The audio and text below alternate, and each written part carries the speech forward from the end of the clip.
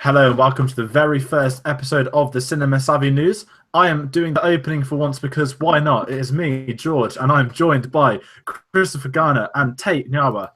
Very weird introducing you guys because it's always the other way around. But yes, this is the very first episode of the Cinema Savvy News, a show that I've been excited about for a while. We announced it as part of our 2-year sort of phase of announcements, I guess, a bit like an MCU thing, but much funner. And it's finally here. And for those that don't know what the news is, well, I'm sorry that you're not educated enough, but yes, we're just going to be reporting film news of the foreseeable future. We're going to be alongside film news. We're going to be talking about trailers that have come out over the week, to go in touch about the reactions that Chris does. And we've also got a bit of a breakdown on the box office, worldwide and US domestic, because no one cares about the UK box office. So we'll be discussing that as well. As you may have guessed, any latecomers by our thumbnail, this week we have Wonder Woman as the headline subject, and that is because Wonder Woman is breaking records for women, for many other things. However, our main bit of news is actually going to be spoken about near the end because it's in the box office bit, so sorry to disappoint you all. But yes, this is going to be episode 1 of our weekly show, and I'm very excited to do it. We used to do it on the very original series. Back in the days of a Sunday 2-hour show, we'd have the news probably for at least 50 minutes, and that used to be an absolute mission compiling it. But thank God in this day and age we have the live stream that's just doing things for us. If we get any breaking news, we'll be dropping on here as well, so that's one perk of doing live streams. But yes, this is the Cinema Savvy News. I am excited, we are all excited, and it's time to let someone else talk for a minute. Yeah, I mean, as you just said, this is going back to the old school. I mean, we call it a new show, but I'd say it's more a rebooted, rebranded, returning show. It's good to be doing it again. We've always wanted to do a new show, and there's been so much interesting stuff coming out like within the last year that we always keep saying, when's the best time to do a new show? And now we're getting into summer. I mean, we've got stuff like D23 coming up and things like that. It's better time than ever to do it. So it's nice to be jumping back into a news discussion. Definitely. Tate? Yep. News. There we go. Politically free news for this week, just in case no one knows there's an election going on in the UK. Shall we begin with arguably not the biggest news of the week, but certainly the most disturbing news of the week is that Sony are going to be offering clean versions of their films for wider releases. And this is kind of heartbreaking. And by clean versions of these films, this basically going to be a cut of a film that becomes on the DVDs, the Blu-rays, the home digitals, the iTunes, all of that malarkey. And it's basically going to be for kids to make it family-friendly, clean. These films they've announced to include Spider-Man 1, 2, and 3, the Amazing Spider-Man films, Step Brothers, because kids actually want to see Step Brothers, a film where testicles get put on drumsticks. Why? I don't know. This is why. Like, there's an entire scene in Step Brothers where he is burying his stepbrother. Are they going to just have them hold hands at the dinner table instead? I don't know. What are you guys' thoughts on this? Because myself personally, I despise this. I think if you're a director that has done and made a film, and not only, I mean, it's bad enough people get their films cut on the editing suite before a film comes out. Yeah. Some of these films have been out for 15 years, and they're going to be cutting things out of it. I despise it. I don't like it either. To be honest, the way I see it is because people have been doing it for years to stick it on TV movie, like on BBC, ITV, our normal British kind of viewing. If you have an actual film channel like Film 4, they'll show the uncut version. But if you show it on an actual TV, like an actual TV channel before Watershed, they will always edit out or have cleaner versions of the films. And you always go, oh, but they're missing this scene. That's such a cool scene. And it's missing it because it's maybe got like one swear word halfway through it, but it's like one of the most important scenes of the film. You're just like, well, that's ridiculous. Like, if you want a clean film, and if you want a film for kids to watch, then make a goddamn clean film in the first place. Mm-hmm. There's no point in making a film and then deciding at a later date that you want to cut it and edit it. It's one thing which I have tormenting me between the different various cuts that people put out for films, because I think Blade Runner Final Cut is the best cut. However, the fact that they had to have multiple cuts in the first place is terrible. The studio should just make up their mind on the spot which is the best way of doing the film, and they should trust in the director because of it. So hearing that they're going to be doing more studio cuts to films which are already to a decent enough standard to be released to cinema is ridiculous to say in itself. Yeah, I hate the idea as well. And I think, I mean, I was talking to you about it, George, that this could be a very dangerous time for film. Not just because Sony are doing it. If it takes off, then other studios could do it. And then we're getting into like a whole very strange and scary world of censorship. And I don't believe in censorship at all. I think that if a filmmaker's making a film, they should release the film that they are making. But we know that studios like to get involved. They like to interfere with projects, but this is just taking it to a ridiculous degree. There is kind of a charm to it though. Like if I look back, like growing up, I'd record films off the TV on VHS and they'd be before Watershed. I'd watch that film so many times that I just think that that's how the film is. And then many years later, when I eventually buy it on home video or DVD or whatever, I see all these extra scenes or adult jokes that I didn't see growing up. And I thought, oh, it must have been an edited for TV version. So there is a nice moment like that. But if you're doing it for every film coming out, I just don't understand the logistics of that. Like, are you going to do it for everything or just like for select few? It just seems really pointless. And we were joking about some of the older films that Sony have made before, like the Spider-Man trilogy, Sam Raimi. Will they go back and make those more appealing? And it's just done for wider audience. It's just done for money game, for box office. And it's just really it's just unnecessary, I think. Chris, the thing about the VHSs and then watching it on the DVDs, removing that, would you have rather have seen the version with the original jokes put in? Oh yeah, absolutely. I mean, given the chance, if I could go back, I'd rather watch the originally intended movie. But I'm just talking about, you know, when you grow up and you're naive and you don't really know much about film, you're just watching films on the TV. And especially if they're films that are played a lot on TV, they just become part of the norm. And then eventually you see the full version. But yeah, always release the full version. Just don't make two versions. And would you release both of them at the same time in the cinema? Would you have like two screenings so people could decide which to see? It's just really pointless, and I don't like that Sony are doing this at all. It's going to be on the home release stuff, and what they've said is that you'll get the normal cut and this clean cut. And what's hitting me most is that it's essentially, dear parents, please show your child this version. And when they announced the first Spider-Man film to be a part of this is what hit me the most. When Spider-Man 1 came out, I'm showing my age now, I was 5 years old. It was in England. It was the introduction of 12A. I mean, Tate, you were my age. Yeah. Sorry, Chris. And I saw this at the cinema, the first 12A I ever saw. The only reason this film got 12A was because Green Goblin obviously got impaled by his glider and he coughed out some blood. Maybe the skeletons and the grenade, I don't know. That had no impact on me as a kid. I wasn't scarred. I wasn't horrified. I didn't try and fly things into people and stab them at school the next day. And I'm struggling to picture, like, how are they going to make that scene clean? Are they going to remove some blood? Are they going to just get rid of the knives from the goblin wound? I don't know. And, you know, that had no impact on me as a kid. And maybe it could for some. But if you're going to remove that, then it really struggles me because, like you said in your censorship statement, kids these days, I don't care, I'm showing my age, they are mollycoddled. You get all the stuff on Facebook, their mums that complain about everything, all of that nonsense. Don't do this. If you want to watch a kid's film, go and buy a kid's film for your child to watch. Yeah. To be honest, from the first Spider-Man film, the most graphic thing was the kiss. For a 5-year-old at least. Like they're okay with the blood, guts, and gore. It's getting cooties on each other that they're really worried about. The last point I'll make though about like superhero films, we've seen it recently with the first, the Wolverine from like, what was it, like 2010, 2011, 2012, I can't remember.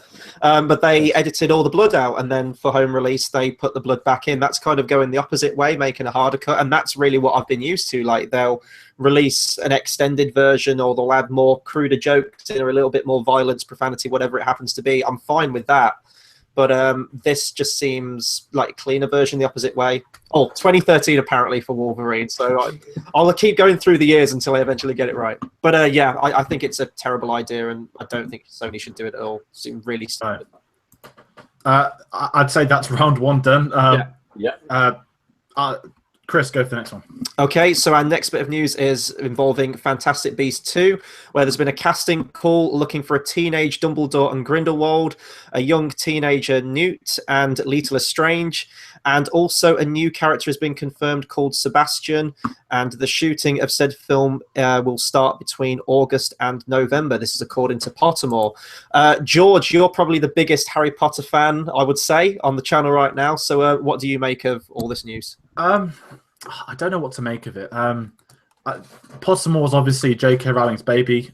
She was going to make an encyclopedia, then said, you know, F it, I'll go stick it online, called Pottermore, big bravado with Get in Your House, all that stuff. And to be credited to them, they used Pottermore to release the Harry Potter news. They did it with the Jude Law as Dumbledore. They did it with Johnny Depp as Grindelwald. But this was really bizarre because I know it's not a flashback, but we're already getting a young Dumbledore in Grindelwald. We've already had a young Dumbledore, you know, and to see him teenage, it's kind of like, well, why can't they just hint at their past relationship? I completely understand the young Newt and Leta Lestrange because they've got a backstory at Hogwarts, which has been spoken about. The new character called Sebastian is a part of this. It's just essentially anyone that's young teenagers, send us your pictures and you might be in the film. They made a big deal that I always forget her name, the blonde one from Harry Potter 5 onwards, the weird one. Luna Lovegood. That's Luna the one. Lovegood, yeah. She was cast via an open casting call, and it does work. It worked for Star Wars. We got Daisy Ridley through this. It's a nice idea, but I'm not sure on Teenage Dumbledore and Grindelwald. I'd much rather focus on Jude Law and Johnny Depp. And if they're gonna, I don't think they're gonna have a scene together. It'll be in the future ones, but I'd rather they talk about their past rather than show it. Unless it's going to be like the Deathly Hallows Part 2 flashback scenes where it's kind of like the memory things, fair enough. But I'm guessing if they're saying they're shooting between August and November for these scenes, because the real shoot's going to be a lot longer, it's a big blockbuster, then I'm guessing these could be integral roles. Yeah. I really don't have an opinion about this. It's just casting. You just pass it straight over to me? Okay. Yeah, I mean, I don't know how to feel about this either. I mean, I wasn't exactly the biggest fan of the first Fantastic Beasts movie, but it's nice that they are fleshing these characters out. I mean, this is going to be a 5-movie series, so you absolutely need to add...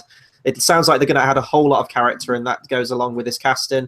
I'm fine with it. I don't really have a massive opinion on it. I know we're getting Jude Law as our main young Dumbledore in the movie, but if they're going to flashback, if they're going to tell an important chunk of the life between Grindelwald and Dumbledore growing up through teenage years, because I mean that's a relationship that goes way back, then you know I'm fine with showing that, because there's only so much you can do in a film. I mean, otherwise it's going to be a massive exposition dump, right? And it's better to show it happen rather than just like stop for 10 minutes, stop the film dead in its tracks, and just have someone talking. And Leta Lestrange as well. I mean, they hinted at her in the first movie. We saw the photograph, so that makes sense that we're getting her in the film. Yeah, and a new character. Of course, you're going to have to have new characters in a 5-movie series. You're going to have new characters in every single film. That's really all I can say. I'm open to it. It's all speculation at this point because I have no idea what the plot's going to be for the second movie through and through. But yeah.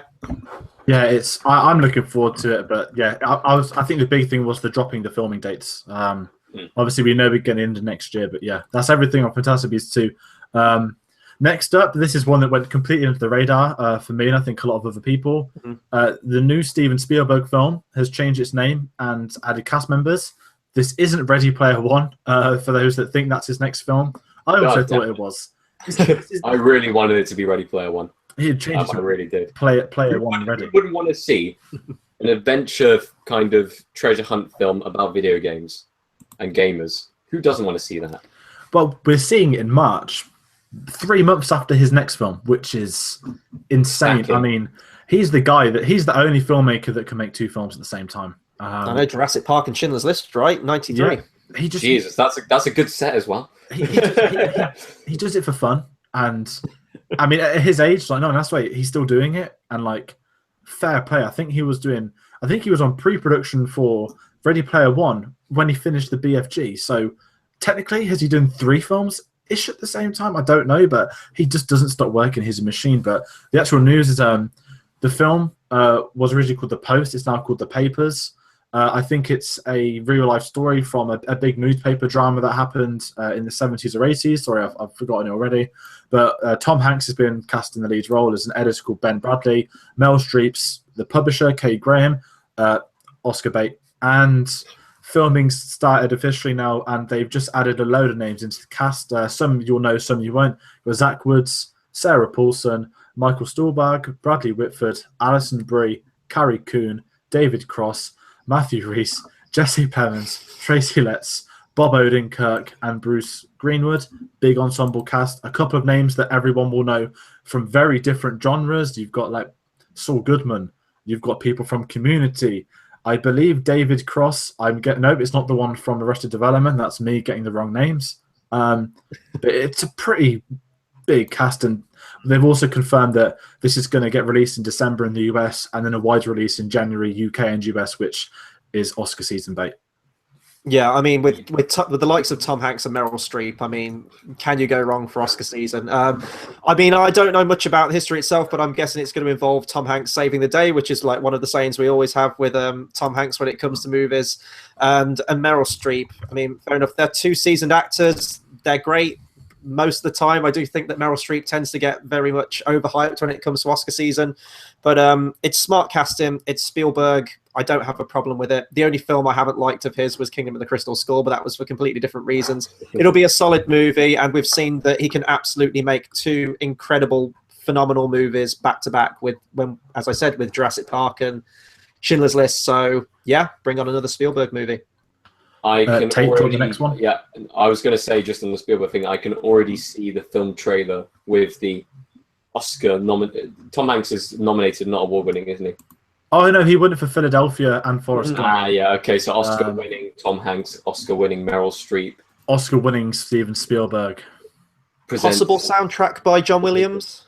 I'd assume so. I think was BFG the first film they didn't do together. No, sorry. No, he did do that. Sorry, why I forgot the name. Bridge of Spies was, I think, the first film he'd never done for him because he was ill at the time. So I would assume we get John Williams. Potentially 2 Oscar nominations for John Williams this year, with Episode 8 coming out as well to add to his tally. But yeah, I'm excited. Let's move on. So. Dark Universe. Let's talk about the Dark Universe. Rumored to be sued by Warner Brothers because they want to do Justice League Dark. The quote being, "We know we're going to do Frankenstein, Bride of Frankenstein, Dracula, Creature from the Black Lagoon, Phantom of the Opera, Hunchback of Notre Dame, and The Invisible Man. But Warner Brothers want none of it, and they are going to be possibly suing them just because it involves dark in the title."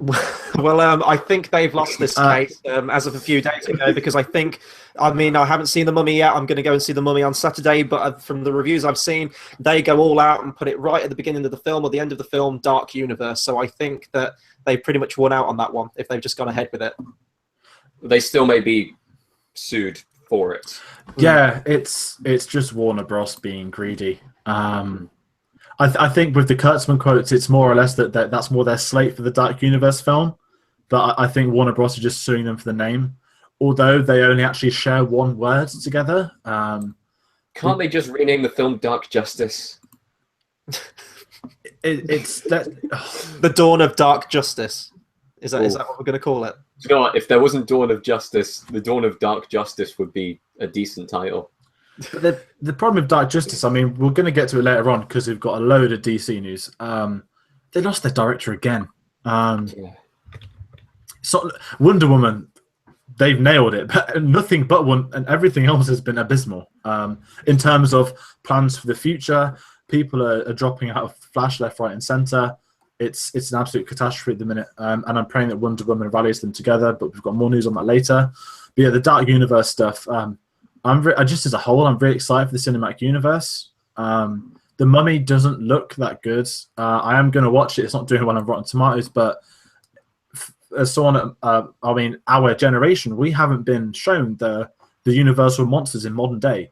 Yes, we kind of had Van Helsing. We had the Mummy trilogy, but as a generation, we've missed out properly on the classic ones. And we've had iterations, but we've never had that, the original aspect. But I am hoping that they can restore and create something with it all. Yeah, I mean, we've had a few attempts over the years. We had the, oh God, why am I blanking on his name? Benicio del Toro, The Wolfman. We had Dracula Untold with Luke Evans. Oh God, so we've had a few. Don't mention Dracula Untold. So we've had things that have tried to attempt to recapture that magic, as you said, like Van Helsing and The Mummy. But no, the reason I'm looking forward to The Mummy, if I'm going to look forward to anything, is to see the birth of this cinematic universe. And I think if done well, it could be great. We talked about off camera before that some of of the films are going to have very low budgets, whereas some are going to be given that huge, big box office draw, which will keep the films fresh, feel a bit different. And I'm interested to see a modern take on all of these iconic characters. I mean, I've said this in my reaction videos, but when you think of horror, when you think of the ingredients of horror, those like original 1930s Universal Monsters films are just quintessential horror flicks. It's the, you know, the lightning, it's the creaky doors, it's the organ music, it's all of that good stuff. And yeah, they're very cheesy. I'm sure at the time they were terrifying, but this is the, you know, the 1930s we're talking about, but they do have a charm to them. And if they can recapture that iconography, but for a modern audience, then I'm looking forward to seeing where this universe goes. The one thing that really I'm really unsure about at the moment is that two of these are previously musicals, one of them being a Disney musical, one of them being my favorite Disney musical. If they don't have Hellfire in that film, I'm going to be extremely pissed off. But yeah, do you think that Disney might get in? Do you think that Disney might beat them to the post and confirm a live-action Hunchback movie? I don't know. I would be even more pissed off at that. I just want to keep the innocence of the original Hunchback of Notre Dame being the most underrated Disney film they have. Like I'd rather see that again than see any other film remade of it. I don't care if it's like good. I mean, it's my childhood. Leave it alone. Going off to Beauty and the Beast, I think on our review I originally said that when they go to Paris in that really bizarre scene, I thought, oh, it's Notre Dame, and I was like, wait a minute. We saw Simone and Pumbaa in the not Lion King, in Jungle Book, and then they announced Lion King. We saw Paris in Beauty and the Beast. Would they risk it? Because after all, Belle, I believe, has a cameo in Hunchback of Notre Dame. Yeah, apparently she's seen it. So for all we know, this could be in the pipeline. It would make sense for them to eventually do it, but if Universal have got it for theirs, that could be very interesting. A bit like the Jungle Book Disney versus Warner Bros.'s Jungle Book. We might have Hunchback of Notre Dame Bowl, which would be very interesting. I think I'd rather see the Dark Universe version because I like the bigger picture. I want to see who they'd cast. The casting for the universe itself have been really. I'm not lying. Like Johnny Depp, I'm intrigued. He's the Invisible Man. We have to see his face. It should be good.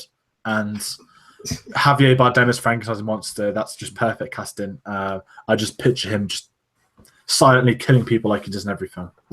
Either way, can we still get Hellfire in either universe? I don't care if the Disney one or the Dark Universe one. I just want to see Hellfire live action. That'd be the only thing that would just be.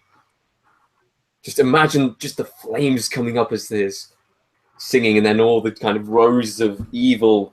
I was going to say, can we add those red Grim Reaper guys to the Universal Monsters universe? Just why not? They'd fit right in.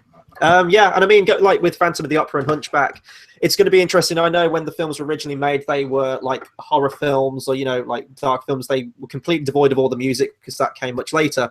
But I think because they are so prominent in pop culture now, like Phantom of the Opera, the musical, and even Hunchback as being the Disney film, I think that's in everyone's mind now when they think of those titles. So it'll be interesting to see how they handle it. But if they can do it right, I'm open to it.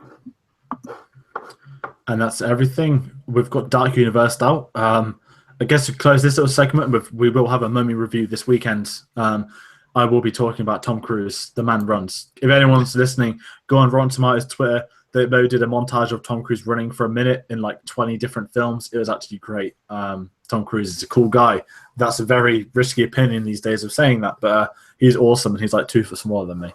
But yeah, Chris, I'll let you take the next one because me and you are buzzing for this. Yeah, John fucking Wick. That is all I have to say. So John Wick 3 is going to be written by Derek Kolstad, who did the first 2 movies, and he's shooting for an autumn 2017, I guess, pre-production date, filming date. It sounds very quick if he's going straight into filming. But yeah, what else can I say? We did a review for John Wick 2. It's my favorite film of the year so far. I know we've got a lot of great movies coming out for the rest of this year, but I think it's going to take a lot to top that. It's one of the most entertaining films I've ever seen. And as soon as it ended, and I'm not going to give away the ending on here, but the ending blew my mind. And as soon as it cut to credits, I could have just immediately sat in that cinema and just had a John Wick 3 play right after it. It's probably one of my most anticipated sequels in a long time.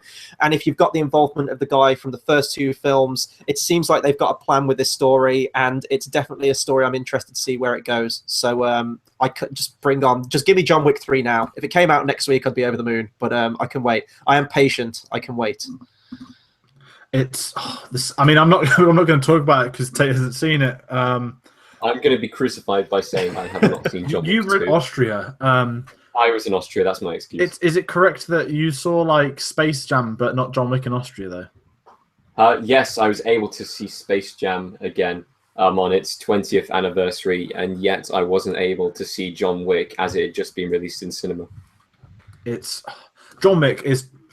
Chris said it's his favorite film of the year. At the minute, it's my second. I won't lie. There's a Christopher Nolan film coming out in a month, so it's probably not going to stay second for much longer if it's good. But John Wick, it's been the most refreshing, I think, action films I may have ever seen. The greatest surprises. It's a film that never should have had a sequel. I mean, the premise of John Wick 1, you'd think it would be terrible, and it was incredible. You think, oh god, John Wick 2 is going to be Taken 2. And it was the Dark Knight of action films. It was the Raid 2. It was like another Raid 2. Yeah. It was phenomenal. And I'm praying round off that trilogy, and we genuinely have one of the greatest trilogies of all time. And I guess it's going to span across like the space of a week as well, which is even more insane. But yeah, for anyone that hasn't seen it, go out and watch John Wick 2. The Blu-ray in the United Kingdom is out very soon. Public opinion doesn't like Keanu Reeves finishing off trilogies. I like Keanu Reeves finishing off trilogies. But are we ever going to get another Bill and Ted, though? Are we going to get a Bill and Ted excellent adventure to round off that trilogy as well? 30 years on. Well, maybe John Wick. Maybe John Wick's his spy name, and he's actually Bill or Ted. I haven't seen it. Radical. No, I'm. Yeah, John Wick is just go watch it. Comment, I haven't seen John Wick. Go watch John Wick, and then John Wick 2, and you'll be like, damn, I need John Wick 3 now. But yeah, Chris, I'll give you the next one because it's 80s time. I was going to say, with all that Bill and Ted talk and resurrecting a film from the 80s, there is another one being resurrected. Unfortunately, we're getting a Top Gun 2, which is going to be titled Top Gun Maverick. Joseph Kosinski is rumored to direct. But apparently also I did see on one news site that it is going to retain an 80s vibe to it, and I will believe that when I see it because I like my 80s stuff. I'm kind of an 80s connoisseur with these kind of things. What can I say? Top Gun is one of my favorite films from the 80s. It's a complete film from its, film of its time. It's cheesy. It's absolute machismo. It's everything you want from a film, and it has one of the best soundtracks in film history with the likes of Kenny Loggins, for example. It's just class entertainment. And yeah, we're getting the sequel. This is a trend that we're getting quite a lot recently. I mean, we're getting Blade Runner 2049 this year as well, which I am open to the idea for. But sometimes I just wish that studios would let things be what they are. Like everyone still loves Top Gun. It's got a place in the hearts of many people. And I don't know if we really need a sequel. Tom Cruise can absolutely do it. I mean, the guy has not aged since the 80s. He can still do all these action movies. So he's clearly getting in all these roles. I know he's gearing up for Mission Impossible 6 as well. But this is just me. I really wish we weren't getting one because I know it's going to come nowhere close to the original. We all know that this film's just going to be an hour and a half volleyball montage. And Chris, you'll love it. I don't. Yeah, absolutely. Bring it on. But yeah, I don't know. Like Top Gun, I liked and I absolutely adore the soundtrack. But it wasn't really the highlight of 80s films that I would come to expect. Rebooting it, maybe they will revamp it up for a new generation. I know that I believe, is it Val Kilmer? He definitely can't do volleyball in this film. I'm sorry, look at him now. Wait, no, it's just Tom Cruise versus Val Kilmer in volleyball. That's it. Oh, can we bring like Tom Skerritt back and everything? I know he didn't play volleyball last time, but I want him and his mustache back in this movie. Yeah, it'll end up being just like the Pamela Anderson cameo at the end of Baywatch. Is this where George says that he wants Dwayne The Rock Johnson in Top Gun 2? No, he wouldn't fit in a cockpit, would he?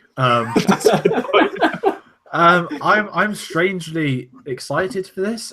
Listen, I mean, Tom Cruise said months and months ago, Top Gun 2 is going to be practical effects. They can in 2000, and I mean, let's be anyone that's seen the Dunkirk trailers, he bought some real fucking planes and went out and flown old planes from the 40s and redid versions of new ones and flew them out. Practical effects, they look stunning in the trailers. And if the technology of 2017, the cameras, the IMAX, all of that, with a practical effects Top Gun cheesy flick, I think it could be awesome. But that's a big, big, big if. So much time has passed, it will still be a hit. Tom Cruise is still a box office draw. Let's be honest, the only reason he's the biggest draw to The Mummy, more than the character of The Mummy. And they're clearly trying to build this Mummy universe around him. That's why he's in the cast picture for it. I am strangely down with this. I didn't think I would be, but Joseph Kosinski is rumored to direct as well, who did Oblivion and Tron Legacy. And I love Tron Legacy, and he hasn't done a film for a long time because Disney screwed them over. That's only a rumor, but if that helps, I mean, Tate loves Oblivion. There's some brilliant sort of aerial scenes in that. Yeah, I am optimistic at best for this, and I'm intrigued. I want to see what they do. 5 years ago, I wouldn't have. So I say 5 years ago, not a chance. But post Edge of Tomorrow, Tom Cruise, he's really come back out of the limelight with me. Absolutely love him. Well, I mean, this has been a sequel that's been discussed and touted for years and years, even when the late, great Tony Scott was still alive, who directed the original. The plot was going to be that it was going to focus on planes becoming drones now, and they're taking away manned aircraft, and they were going to focus on that. And then I don't know if something was going to go wrong, and they were going to get Tom Cruise, Maverick, back to take them down or to sort it out. And that just seems a lot like the movie. Was it called Stealth, where like you have this AI jet that goes rogue and troops have to stop it? It just sounds like a plot that really doesn't belong in Top Gun. Whether they're going to take ideas from that original script or if they're going to do something completely new, I don't know. But I mean, I would have loved to have seen Tony Scott direct this way back, when, years and years ago. But I don't know. I'll wait for a trailer, but I'm not looking forward to it. I love Oblivion. It's one of my favorite films of all time.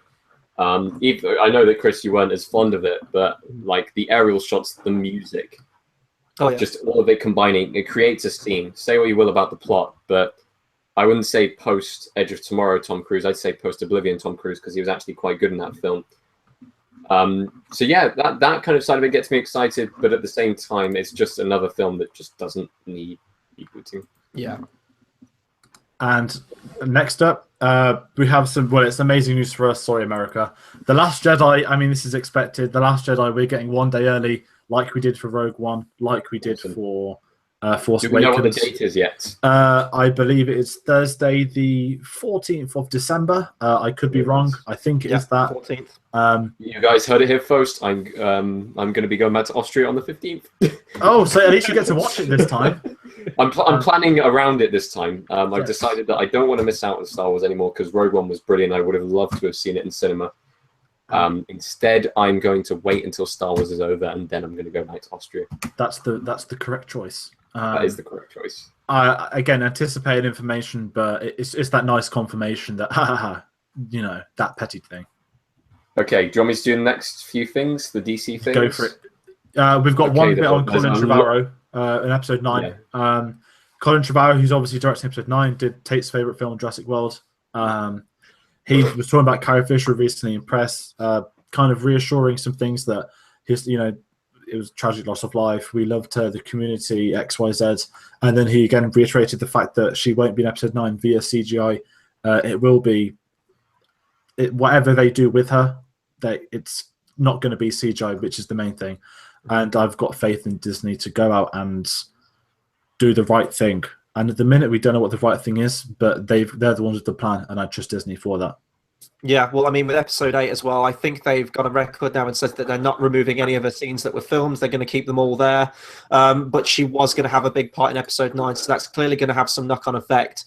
But I trust them to, do the right thing, and they'll give the character a great send-off in 9. I don't know how they're going to do it without her being in it or her likeness in it, but they'll find a way, and they'll move on from it, and they'll do her character justice.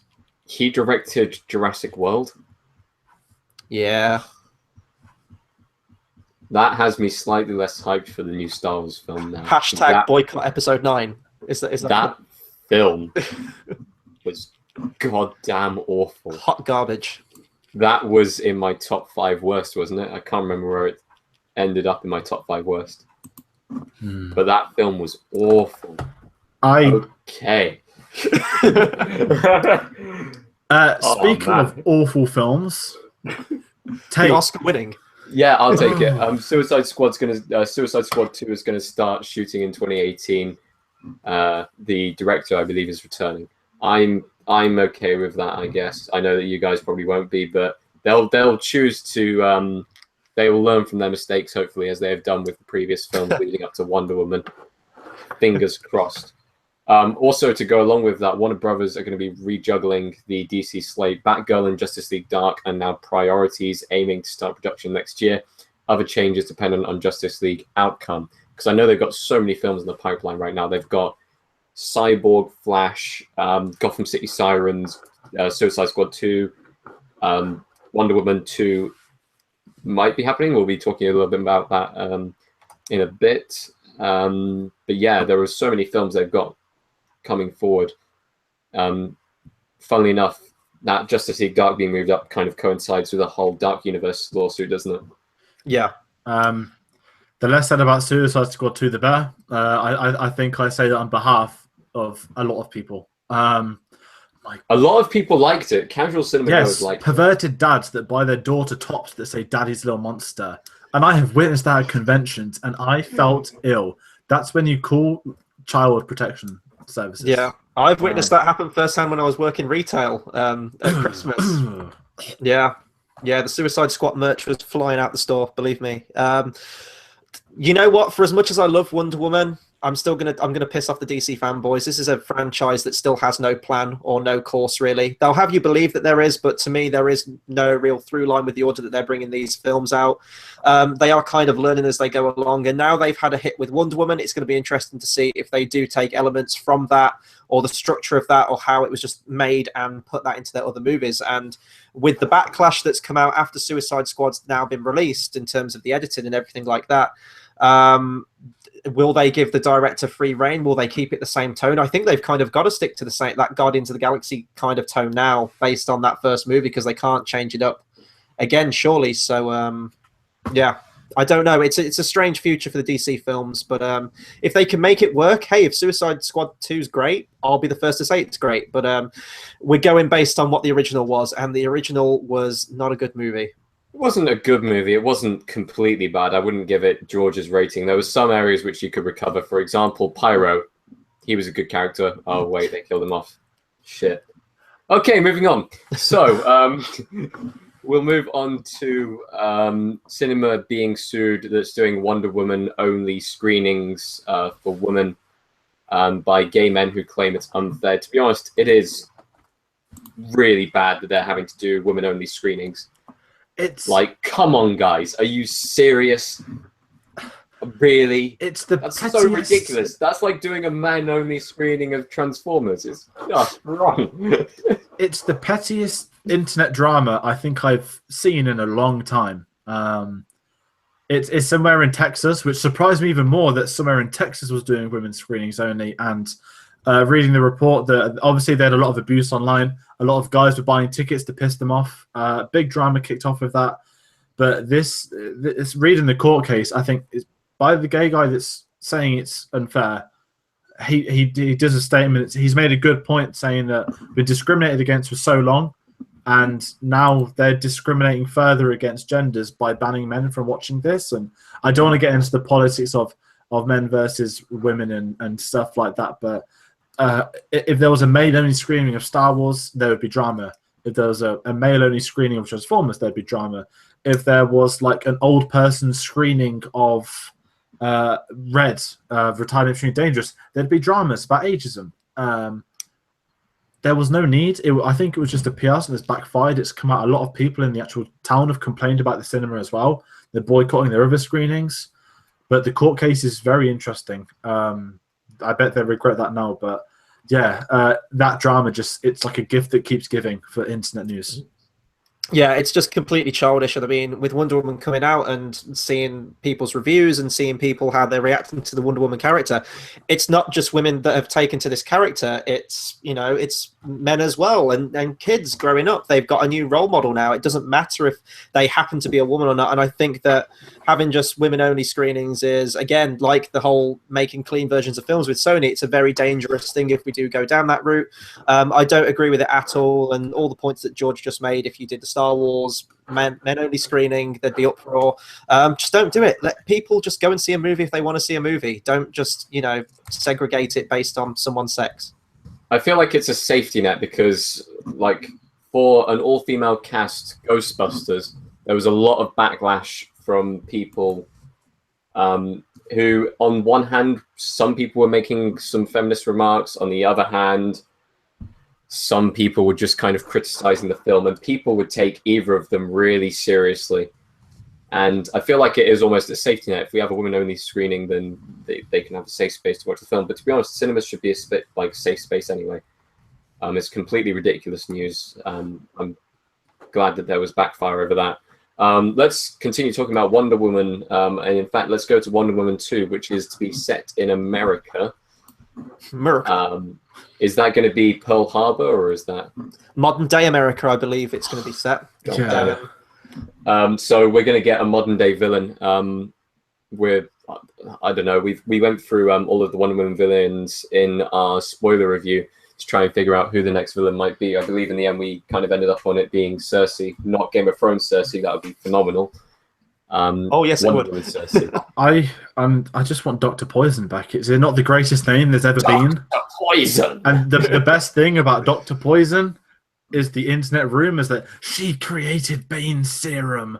Yeah, 100 years before, and I was just there like, literally, you sad bastards. Is this like the whole Captain America? They're going to use the serum to inject the Hulk and create the Hulk kind of deal. Well, that happened though, but that was Marvel being clever.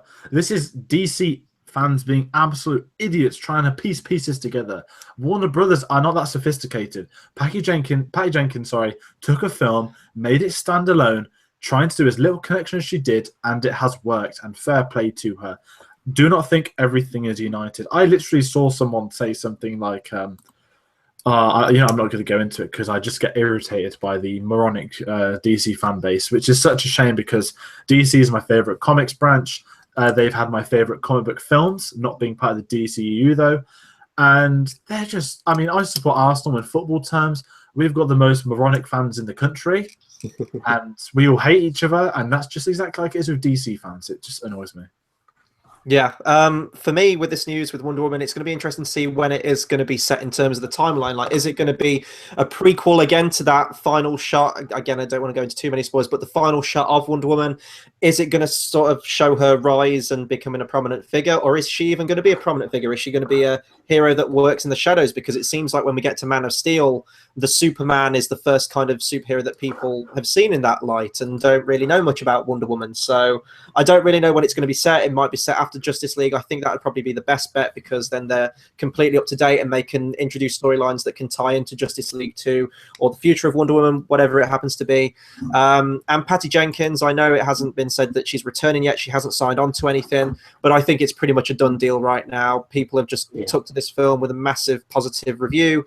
It seems like she had a respect for the character and the source material. She's done the character justice. Warner Brothers are going to want to bring her back and get her input into Wonder Woman 2, and I'm fine with that. I don't really know what else I can say. Again, it's going to be like the Captain America thing, though, for me, whereas the first one I really like because it has that charm to it, because it is a period piece. It is the World War II movie. And then Winter Soldier is great, even though it's set in modern day. It depends if you have some kind of spin on it. And with that movie, they did the kind of, 70s spy espionage type thriller. If they do some kind of spin with Wonder Woman 2 in modern day, it's going to work. And in terms of the villains as well, it doesn't have to be like, if they do go with like another Greek god villain, there's ways they can, they can film around that. They can modernize it like they did with the character of Ares in Wonder Woman. There's ways to do it. I haven't got a problem with that at all. But yeah, I'm fine. Consider her now really an accomplished director. I mean, she's only done two major films, hasn't she? Monster won a lot of Oscars as well, didn't Monster won a lot of Oscars, including Charlize Theron's Best Actress, and she did the writing for that. So I'm just kind of, if she's brought on for the next Wonder Woman film, in fact, just let her take over the DC universe. She'd do an okay job at it. Well, speaking of that, the next bit's kind of merged in. They're saying she hasn't signed on, which we know, and the politics behind it is Warner Bros. Don't offer multi-picture deals to unknown directors. By unknown, they haven't had this massive hit. I mean, Patty Jenkins hasn't done a film in 14 years. Big risk giving it to her. And what they always do, they give them a one-picture deal. If said film is a success, they then hit them on multi-contract deals. Example number one, Chris Nolan did Batman Begins. Hit critically, financially. And has he done a film that's not Warner Bros. Since? No, he hasn't. Zack Snyder, okay, Zack Snyder. He's stuck to Warner Bros. Since he's worked with them, and as terrible as they are at organizing things, they seem to have the commitment from their directors, which I guess is something I can say Marvel don't. Marvel seem to fall out with a lot of people. Not to go into a whole DC v Marvel thing, but I think DC's more or less, it's their story group is pathetic, whereas Warner Bros. Whereas Marvel's is stronger, vice versa. But the big deal, Patty Jenkins, that she's now got leverage on them to negotiate a deal. There's a rumor of them putting her on some aspect of the story group. I don't really know if DC have anything like that. It doesn't seem like that. But the big deal was apparently during filming, Warner Bros. Didn't want the trench scene, and she made sure the trench scene was in there, which, Christ almighty, I cannot imagine that film without that. That was the best bit. Again, that just shows how completely out of touch Warner Brothers is with its characters and its property. That just really breaks my heart. Should we move on to the next bit of news? Yeah, we've got a smaller bits now. I guess we're on the small stuff, so it will speed up. So again, we're kind of sticking with another kind of cinematic universe that's being set up. Godzilla 2 has added Thomas Middleditch to the cast, who is apparently a Silicon Valley actor. He's not an actor I'm familiar with. Okay, the human, again, like with the Transformers films, the human cast isn't what I'm worried about with a Godzilla film. Just give me Godzilla. Give me a lot more of Godzilla in this one, please. Don't do what Gareth Edwards did. I know that some people did like that movie and thought that and appreciated the fact that Godzilla was a very small amount of that film. But I think with this one, they're going to look at the problems that people had with that first one. They're going to look at the success of Kong, and they're going to bring pretty much the same tax that they had with that movie, and we're going to get a lot more Godzilla in this movie. But in terms of casting, it's fine, but I just don't really care about the human cast. Unless he's being cast as Mothra. Unless... Why did you say that name? Mothra. Mothra's going to... King Kong and Godzilla are going to be fighting. They're going to be destroying buildings, punching each other, breathing on each other. And then Godzilla will say Mothra. And then it's, why did you say that name? And then I cannot wait. I want Mothra to come in, and I know I don't like wrestling, but can we get an actual ring-sized city and then just... No? You don't know what wrestling is. I don't know what wrestling is. All I know is it's not sport. Moving on. Medals for it. The first image from Mary Poppins Returns has been unveiled. Yes, I believe it's the front cover of Entertainment Weekly, the new issue. Yes, it is. They've also got a couple of little images. I didn't know Lin-Manuel Miranda's in this film. I'm assuming that he's going to be writing some of the songs, trying to get that Oscar to complete his little trio. And we've just got a couple of images. Ben Whishaw's in it, his cube, and some jumping out of a fire in Simo. Didn't know Mary Poppins was about Michael Bay films, but apparently it is now.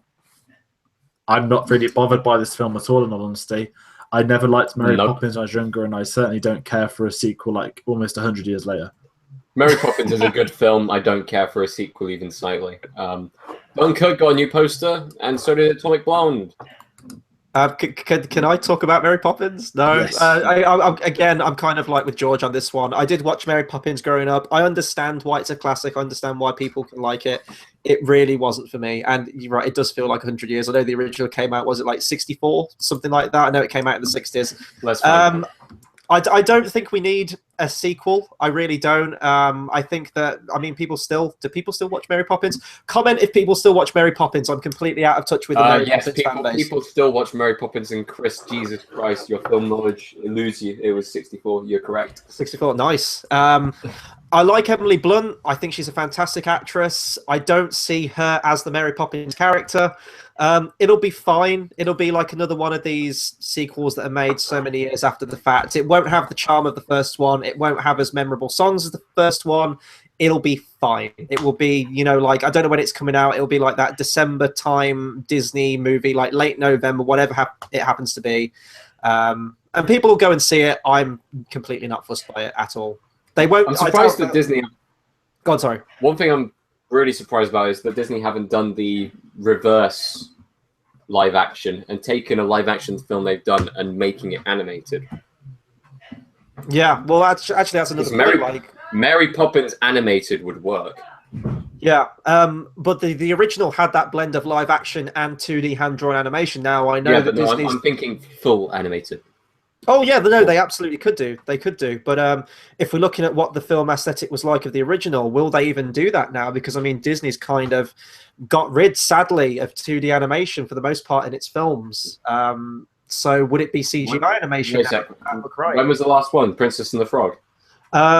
They did Princess and the Frog, and then after that, it's on the US list for animated classics, not the UK. They did like a short, like hour-long Winnie the Pooh movie in 2011, and that was the last proper feature film, Disney film they did 2D. The last bit of 2D animation they did was in Moana, which was Maui's tattoos. But again, that's not a film in itself. I don't know. I really don't know. But long story short, I just really don't care about a sequel to Mary Poppins. Oh, what about the TV show Lion Guard? Was that 2D? That was 2D animated, I believe. That was like the Disney Kids show, wasn't it? I haven't seen that myself. They've done a new Tangled series as well, I think, but that's a very different style of 2D animation. We'll have to wait and see. They might just do it all live action, but I think a lot of the charm of the original was introducing that 2D element as well. Okay, so next poster on the list is Dunkirk, and people thought this was Harry Styles' bit. I did. I guess that goes to show that I don't give a damn about One Direction because I don't know. It just looked like a young person. I guess this is the lead actor they were speaking of that's an unknown. It's an average poster. I'm just excited for the best. Like the film I've been looking forward to that's not Star Wars all year round. There's a new Christopher Nolan film, people. This is going to be the absolute shit. No one here has ever seen me. We didn't do Cinema Savvy the last time a Nolan film came out. No one knows how hyped up I get for these. This is the guy that literally got me into films. That's not George Lucas. This film is going to be beautiful. I don't care about the poster. I could have just done a Dunkirk rant. Listen, when that film comes out, it's just going to be insane. I'm probably going to cry of joy. He literally strapped an IMAX camera to a 1940s aeroplane and drove it into the sea because he wants practical effects. That is a man on a mission. Give him the Oscar. No one else can come close to that. Yeah, no, I can't wait for this. They've been really clever as well with the marketing for this film. I mean, we've got 2 trailers. We got like the original teaser, but we've had 2 proper trailers, and then everything I've literally seen at the cinema. I don't think I've seen the full trailer at the cinema. They've been very short, like 10 to 20 second, almost like TV spots. And this is generating a lot of hype. I know a lot of people are interested in this film. It looks incredible, the feat he's gone to make this film. It's a genre we haven't seen him direct before. In terms of the poster itself, though, I'm not won over by it. It doesn't. If this is going to be the official poster, and I don't think it will be, I think it's just going to be like one of many character posters probably. It doesn't really jump out to me. It doesn't look particularly memorable or iconic. I too thought it was Harry Styles when I first saw it. I'm hoping we get a better poster come out for this film because I don't think I've even seen a proper, what I would call official theatrical poster for Dunkirk yet, and it's getting pretty close to when it comes out. So I'm hoping we get one soon. I'm hyped. Next up, unless Taylor wants to talk about Dunkirk, I've already, Atomic Blonde poster. This is a very nice poster, actually. I think it's a really nice poster. Do you know what? I've actually seen someone call this film Jane Wick. It might as well be. I mean, it's done by John Wick 1 was directed by 2 people. I've forgotten both their names. I think one's like Chad Seletsky, something like that. For John Wick 2, only one of them came back because the other was making a new action film. So the action film is Atomic Blonde, aka Woman Wick. It looks stunning. Charlize Theron's amazing. James McAvoy is going to be the great side of relief. It's actually a beautiful poster. Go look it up online.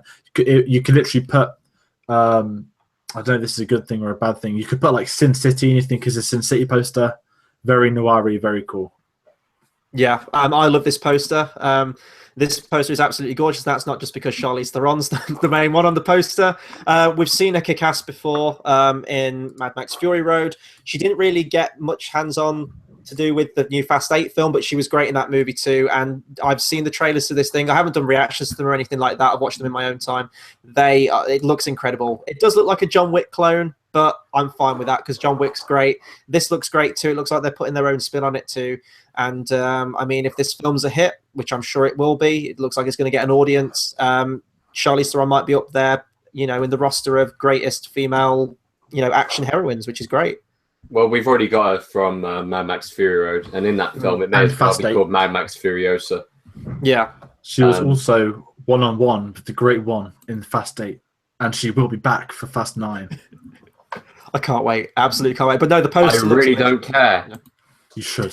The Rock's in them. Fast 8 is seriously one of the most entertaining films I've seen all year, Tate. You're really missing out. Okay, I'll need to catch up on all the other Fast films because I got bored after Fast 5. That was probably one of the best ones. I know. Now we're moving on to trailers.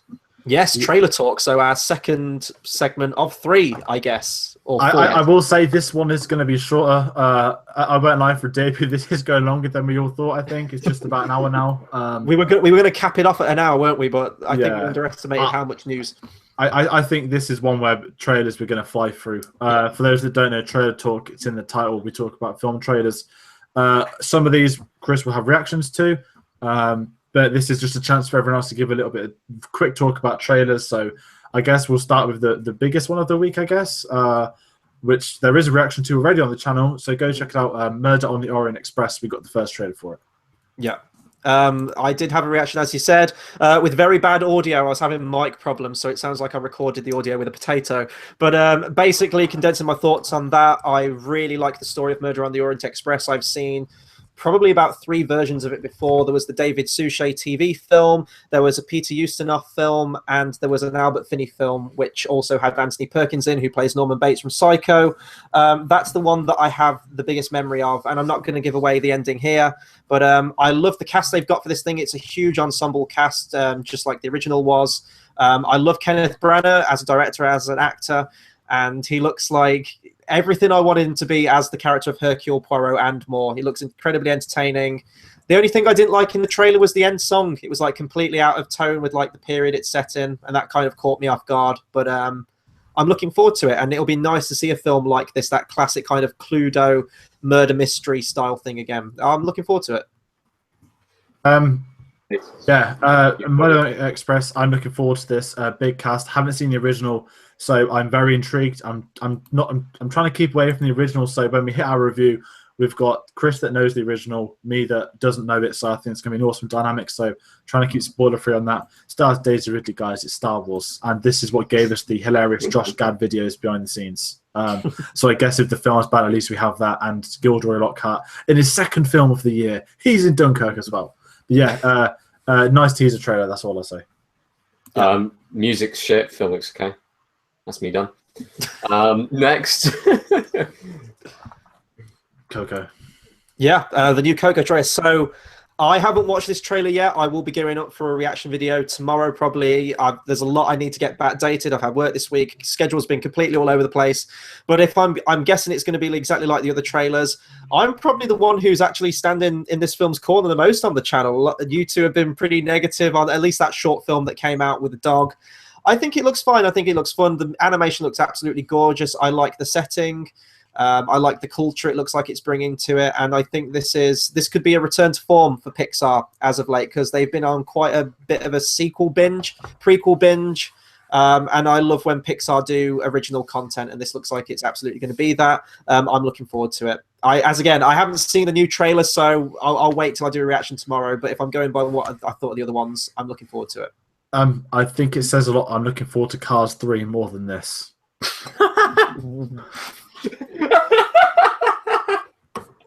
I don't know you anymore, George. I'm sorry, but I genuinely am. And there's a Severo Lightning McQueen, which was amazing, but I don't have 300 quid and I wouldn't spend it on Lightning McQueen. But yeah. Chris, I'm going to agree with George. This just you're looking forward to Cars 3 more than this? I'm looking forward to Cars 3 more than this. Oh, Kubo and the Two Strings meets Book of Life, and the animation looks nice.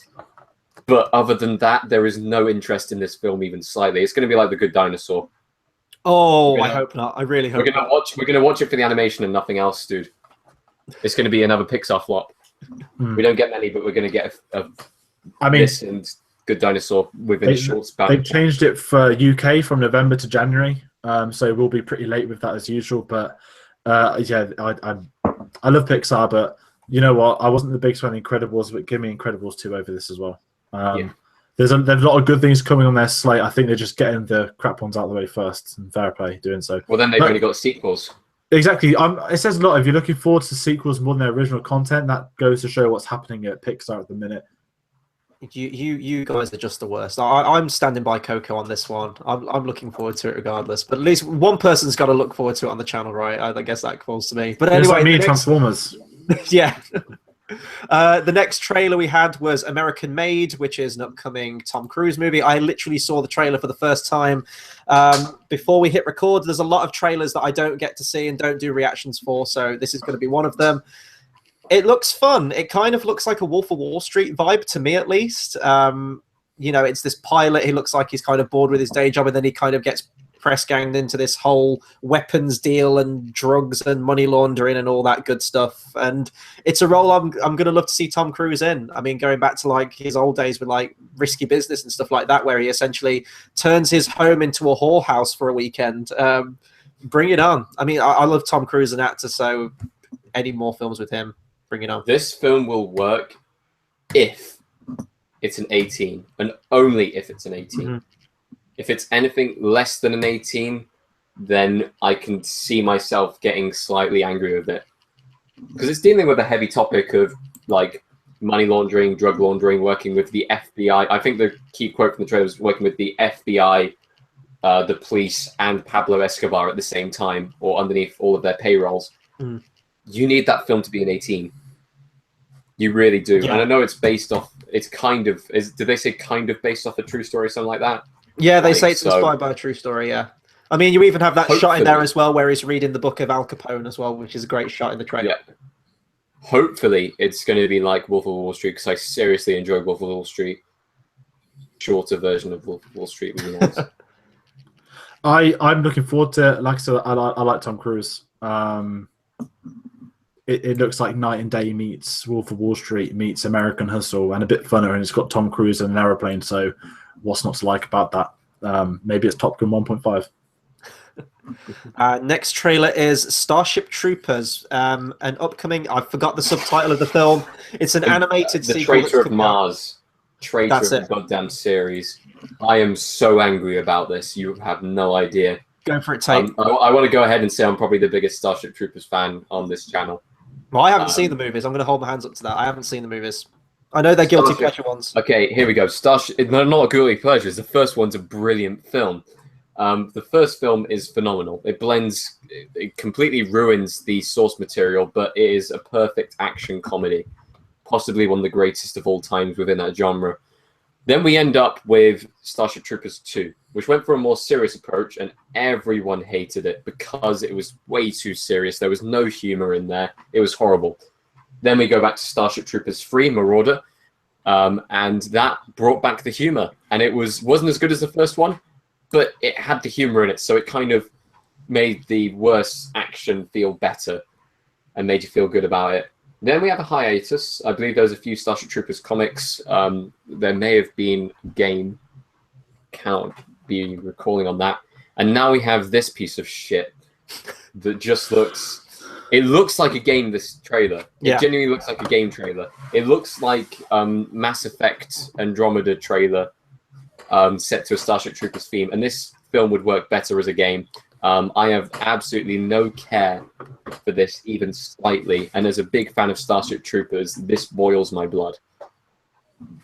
I didn't watch the trailer. Sorry, I was very busy. No, it was literally I was watching all the trailers at like 10 o'clock, and this is the one I didn't watch. And ironically, it's the one that I made you both watch. So sorry in advance. I think I've seen the first Starship Troopers, and I kind of liked it. I was about 13, 14. You know, the bugs. It was a funny film, proper 90s film. Would you like to know more? And I don't want to see any more. Yeah, I'm not bothered with this. And I think it's a film that if they try to reboot in modern day as well, it would backfire. I know it's like an animated sequel, but from what I've been reading online, it's got the gist of, just like Terminator Genesis was the true sequel to Terminator 2, this is what this Starship Troopers film is apparently Starship Troopers 1. So, but George, I have the power to make you watch, as I have a show which is called Film Club, of which I can make people rewatch old films. I've seen Starship Troopers when I like it. Yeah, I can make you watch Starship Troopers 2, though. That's a real shit show. Depends if I'm on that day. Yeah, my final thoughts on this trailer, it looks like a really piss-poor video game, just like a video game cutscene that I can't skip, and it's making me watch it again and again, and I was waiting to press the skip ad button on YouTube, and it's like, God damn it, why won't this skip?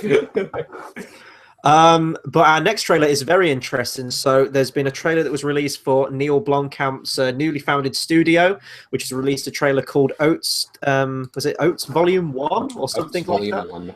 Yeah, so Blomkamp is a director I really like. I love District 9. It's in my top 5 films of all time.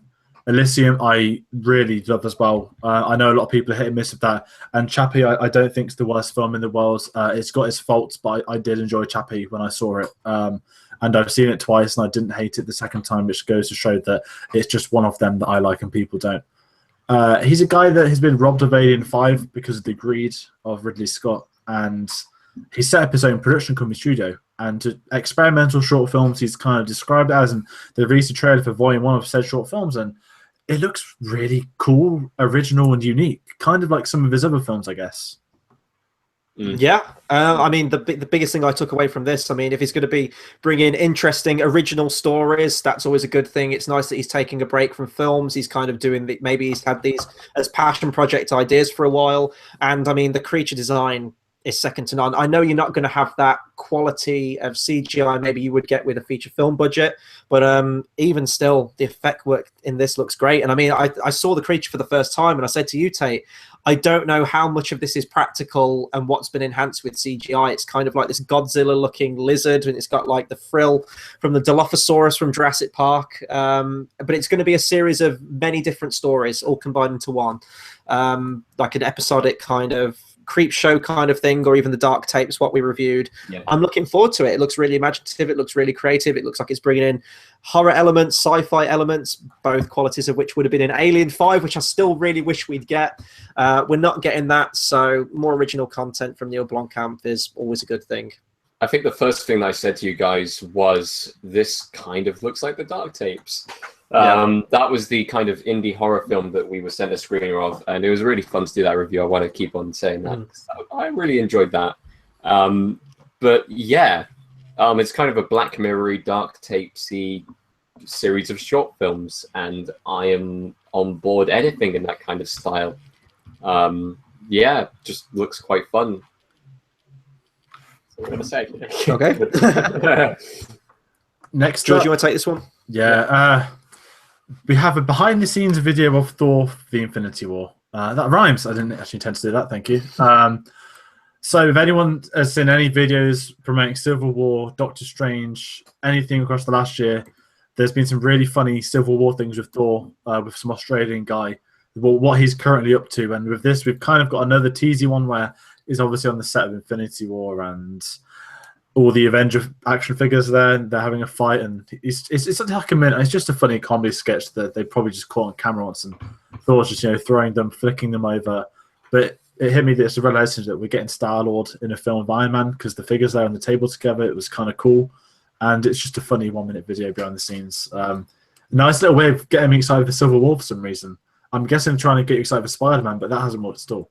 Not Civil War, sorry, Infinity War. I was going to say, I know you. I didn't this last time, did you? This is happening every time we talk about Infinity War now. I've called it Civil War for years. Civil War came out. We spoke about Civil War after Civil War comes out, and then it's like, oh wait, another war film with Marvel's coming out next year with even more people called Infinity War. So good luck, me, for the next year.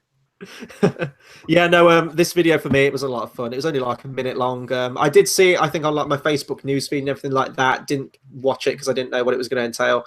It was funny. My favorite line in it is where he has the action figure of Hawkeye, and he says it looks like someone who's just walked out 3 a.m. of some kind of Berlin discotheque or nightclub, which is probably the most apt description of that action figure. It's a lot of fun, and he's just like smacking them away with his hammer. Yeah, it's nice that they're having these kind of viral kind of videos on the set of Infinity War.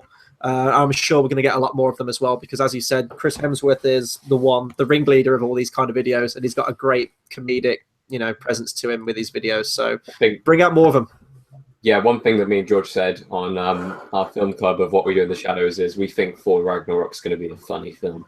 Oh yeah, well, you kind of get that from the trailer anyway, with the vibe they're going for. But yeah, I mean, this was just a nice little teaser, because we haven't really had much to do with Infinity War yet. I know that there's like 2 or 3 films before then, but you kind of expected an actual physical trailer by now. I know they did the first day on set thing Yeah, I want to see a teaser of some sort. I think it's going to tie into Ragnarok the most. With So it you being think the end credit of Ragnarok is going to be? Yeah, I think we'll get maybe a teaser at not D23, sorry, at San Diego, potentially.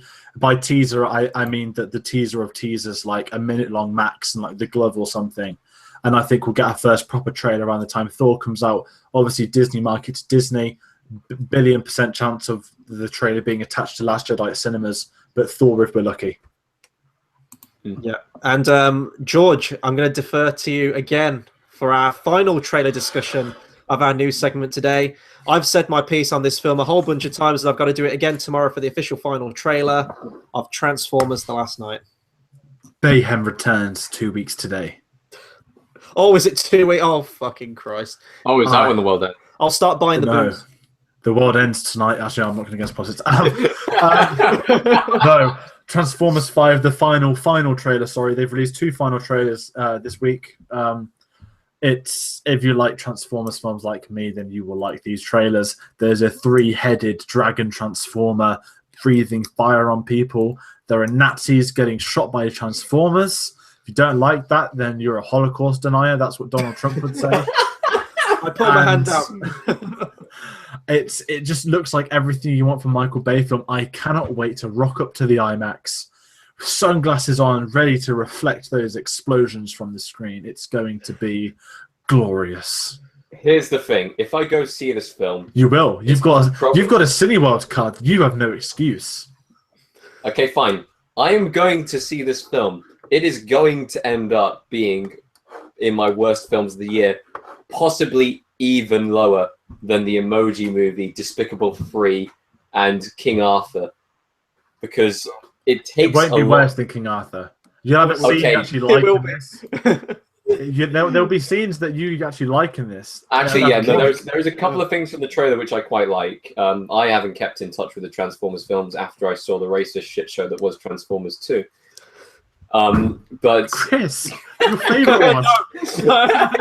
Chris, how many times did you actually see Transformers 2? Oh, we're doing this, guys. We're doing this, really. We're always doing this. Keeping it 100%. 4 times. It was a very different you saw time. It 4 times. It was a very different time. A lot of my friends don't get on with each other, and they all wanted to see the new Transformers movie. Can anyone who's commenting in the chat right now please shame Chris? We need a whole scene. We won't make him go naked through the streets, but we need him doing something. But yeah, Transformers is just a complete steaming turd at this present moment in time. The only thing that's keeping it afloat is the China box office. And like, yeah. Oscar-winning Anthony Hopkins is in this film, my friend. Okay, yeah, you've got. I don't know how he got dragged into this. Oh, I really don't. Has he been kidnapped? Like, listen, this film will be better than Thor 2. It won't be his worst film of this decade. I don't know. Thor 2 had a couple of good things in it. Freya's funeral was really good. Whose Freya's funeral was really good, yeah. It was Thor's stepmom. Well, there you go. And isn't that the one that got killed by the Doctor Who denier? The guy that pretended he was really busy to go back to the Doctor Who reunion, so instead did Thor. Yeah, that guy. The one that's too important as an actor to do Doctor Who again, and then he was an elf. He didn't want to be typecast. He was the least forgotten. He's the most forgotten villain in the Marvel universe. This says a lot about him. And he was that Scottish guy in G.I. Joe. Oh, he was. Oh, I know, but I'm not gonna lie. Being the most forgettable villain does not make you one of the most memorable villains. No. Let's be honest. Marvel villains are not memorable. You've got Baron Zemo and you've got Loki. Baron Zemo is amazing. And Thanos. That's it. Those are 3 villains in 18 films. I bet you can't name any of the 3 Iron Man villains, and I'm not saying Whiplash. Outside Whiplash, name any of the 3 Iron Man villains. The Mandarin, Ironmonger. For Christ's sake, the Mandarin was. No. I am the Mandarin. Oh. Okay, no, we're moving on. Yeah, we're moving. We're going over. We finished trailer talk. Is the biggest shit show of the year. Let's move on. We've finished trailer talk. Again, we're over hitting out the time. We have the final bit, which is like a box office breakdown. This is where our headline news piece comes in. This is going to be very quick, to be fair. Wonder Woman's breaking box office records. Its opening weekend, it was projected for 90 mil and ended up with 105 mil. Very rarely does a film make 15 mil more than it's projected. Occasionally you get 1 or 2, it's lucky, but strong word of mouth. A lot lower than the previous DC entries. Man of Steel, I think, was the 130, Suicide Squad 150, and BVS had 166, Wonder Woman 105. That's how bad DC have done. That it was projected at 90, and because it was good, it got a 105. This is a film really that should have been in the 150s if it hadn't been for the other catastrophe. I think it might now pick up. Oh, it's doing well. We'll get to what's going to happen this weekend later, but I mean, as of yesterday, it was on 240 mil worldwide, but it's breaking records, women records. Patty Jenkins, highest. It's now, highest grossing World War I film of all time. Yep. It's got the highest ever woman director opening across 3 days, beating 50 Shades of Grey. I think that there could be a gender grateful that a film about feminism and a wonderful woman beats some dirty, secretary, dodgy malarkey that I'll never watch in my life. Disgusting. I've seen it. That's your issue, not mine. I've seen the horrors. But yeah, box office. I don't know. It's nice that it did well. Word of mouth. I think it's going to hold for quite a while, probably till Transformers comes out. But yeah, it's set to retain the box office #1 this weekend in America, which is a big sign, especially with a film like The Mummy coming out. Yeah, and I mean, buzz for The Mummy is pretty much non-existent. I think no one seems particularly fussed by that. We're obviously going to see it because we bring out reviews for the channel, and I'm curious to see this new Dark Universe. But yeah, I think it's a safe bet at #1. Everyone's loving it. The hype's going to stay there. And we've actually been talking about what we think this is going to make overall. I think, George, you predicted it's somewhere between 700 mil and 750 mil. I think that's probably a safe bet, as you said, with Transformers coming out in 2 weeks' time. Maybe with word of mouth, if it stays strong and it can get to like the 3rd week, maybe it could get to 800. But either way, it's broke records anyway. The hype is there. Warner Brothers are going to take note of that, and we've already discussed the future of the Wonder Woman franchise. And it's great. It's nice that they have had a hit this big with Wonder Woman. Yeah, it's deserving of the money it's getting. And in terms of comic book quick considerations, this has made more money than Guardians 1, more money than I mean, there's a load of films that hit the mid-90s, more than Winter Soldier in terms of opening weekends. This has got a big opening weekend. Again, it's just not what it should have been because of what's happened with DC previously. Obviously, Guardians 2 got like a 140 mil. That's a sequel. This is only going to strengthen the Justice League's build-up, I guess, because marketing's going to hit that soon. But next up, in terms of American box office, Pirates of the Caribbean dropped to 3rd place with 22 mil domestic, which is very, very bad. It was 3rd in the weekend, behind Captain Underpants movie, which debuted at #2 with 24 mil. Pretty embarrassing for Pirates to get beat by Captain Underpants. Classic book as a kid. Loved them. I can't wait for it to come over here. But the big story with Pirates is how well it's doing internationally. It may have got a 22 mil on its 2nd weekend. I think it was on like 97 mil or 120 mil domestic. Worldwide, it was on 510. It's been massive in China. It got like 170 mil 4-day opening weekend, which is insane. China love their pirates. What can we say? But have they liked the previous Pirates movies? I've never seemed to. Two was banned. 3 they hated because of Sao Feng. 4 I probably don't care for, and neither do they. But they seem to love the 5th. They might just love ghosts. Hey, and thank you, China, because now you have pretty much guaranteed that we are going to get Pirates of the Caribbean 6 complete with, and I don't know even if I can spoil it at this stage, complete with character who appears in post-credit scene, which I can't wait for. Yes. I'm just going to go say his name. Nondescript character. No. Yes, that Nondescript character. Go look at our Pirates of the Caribbean reviews. In all honesty, the 5th one's doing bad in America, good internationally, but I liked it. Tate liked it. There was some redeeming things. It's not as bad as people have said, but there are some bad moments. Paul McCartney, peg leg. Yes. But yes, that's Pirates. Then we've got a quick update on Baywatch. I guess it made 8 mil weekend in America, not too good. 70 mil worldwide, surpassed its 60 mil budget. So I guess it's been a success. I think Baywatch was released at the wrong time because I guess it's coming into summer now, start of summer. This is a mid-summer to end of summer kind of film. It is. If they had dropped this in March, if they had dropped this in March at the right time at cinema releases, I guess they want the summer aspect and the beaches and stuff. Yeah. But March time. This is going to be a film that's played in frat houses for years to come. Oh yeah, I mean it's going to be a hit. I don't know if they'll make a sequel. I wouldn't be surprised if they do get a sequel. They will make a sequel. It's made its money back, and it's going to slowly keep growing, I guess. But this will be, like most comedies, a big hit on the home video, stuff like that. That's Baywatch done. I still haven't watched Baywatch. I'll probably catch it when it comes out. We do have a review on the channel though. George, you took a solo one on that, so check that out. I'm gonna wait it out though. Finally, our last bit of the box office breakdown. I don't even know why I reported this, but I thought it was quite funny. Alien Covenant took $4 million for a film that's been hyped up to expand more. It's got 170 mil worldwide and a 97 mil budget. Wow, not very good considering Prometheus got 500 mil. Yeah, that's true. And this was a bad film. I mean, I haven't seen Alien, film. but this has died. I don't know anyone that's. I mean, Tate, you spoke about earlier on, but everyone else has forgotten about it. Yeah. It's just funny. Thank you, Ridley Scott. Alien 5 would have took a lot more than that. Sorry, Blomkamp. I guess that's box office breakdown, and we've got a final bit, which is weekend preview. Box office wise, Mummies, they're saying it's going to debut at about 40 mil, dependent on reviews. I'd guess 35 now. Wonder Woman's expected to retain number one with 50 million. Says everything you need to know about the quality of Wonder Woman and unfortunately how they've cocked up releasing The Mummy. Yeah, absolutely. But I mean, part of me does hope The Mummy is somewhat of a success. I mean, I'm always going to have that attachment to the 90s trilogy with Brendan Fraser. I think a lot of fans do. But I do want to see the cinematic universe. So I hope it makes enough so we get at least a couple more movies just to see how it fares. But yeah, it's going to be interesting. And the weekend we will have a review for The Mummy. I think we're looking at Sunday for a review on that one. Funnily enough, I'm going to be adding to both of those box offices as I'm seeing The Mummy on Saturday and I'm re-seeing Wonder Woman with the rest of my family on Sunday. Wonder Woman. So, the fan editors coming with that song. Of course it will. Or maybe just America F Yeah, where she's running across the trench. Oh my god!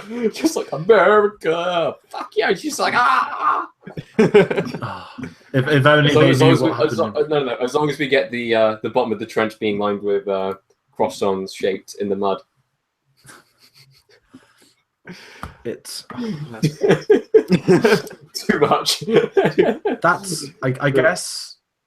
We can wrap episode 1. My God, is that it? It's It's almost an hour and a half. I won't lie. Thank you for those that stuck with us. I've had fun doing this debut episode. It feels weird doing a closing segment, but next Thursday we will be back. I don't think I will be on it because it's some personal stuff. However, I think you two guys will be on. I'm hoping to come on, but I don't have a guarantee. The news, it's going to be a weekly show. You're going to get, like this, a big dose of everything major that's happening. Obviously, we'll try and do some Facebook tweets, some Twitter stuff, but as anyone can tell, let's be honest, we're terrible with social media. So doing a new show weekly, you're going to get everything you need here, the big stuff, the small stuff, the things in between. Stick with the Cinema Savvy News. I guess we can start touting our other shows.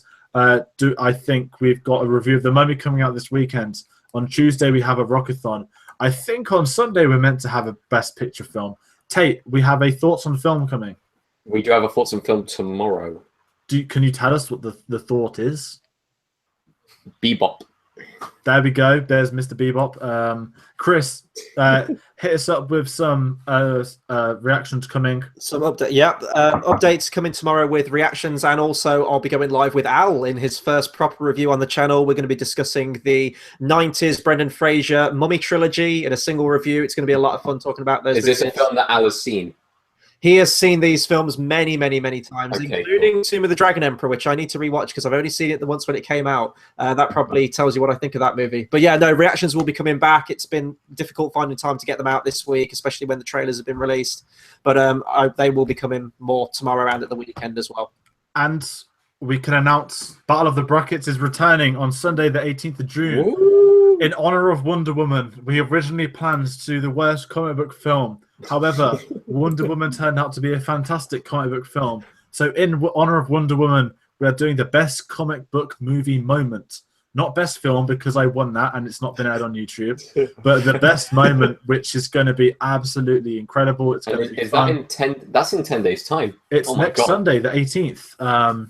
Jesus, I don't we think need to do a draft. I don't think there's a film coming out next week that explains the timing. We've got a Yes. dry week, and then the week after we have Transformathon, where we will Yeah. be watching the Transformers films, which Oh, Chris boy. is buzzing for.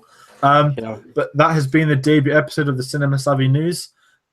Drop us comments below. Don't forget to like, share, subscribe. I think I've said it right. Hit the bell to get your spam notifications on your phone, your iPad, your emails. It's really important that you do that, because why not think you get an important email when it's actually us saying we're going with a live stream? If you've got any feedback for this news show, let us know. But we have a lot of stuff planned on our channel. Come check us out. We've got stuff coming almost daily these days. That's how bizarre things have got, almost daily. And yes, join us again. Join us on tomorrow for a Mummy Trilogy streaming. And on Sunday, yes, the actual Tom Cruise Mummy, where I'm hoping to talk about him running a lot because it's Tom Cruise. That's everything I've got to say. I'm going to round out with a goodbye. I don't normally do outros. Come back next week and we will be telling you more about the Cinema Savvy News and having another amazing thumbnail in the process. So goodbye.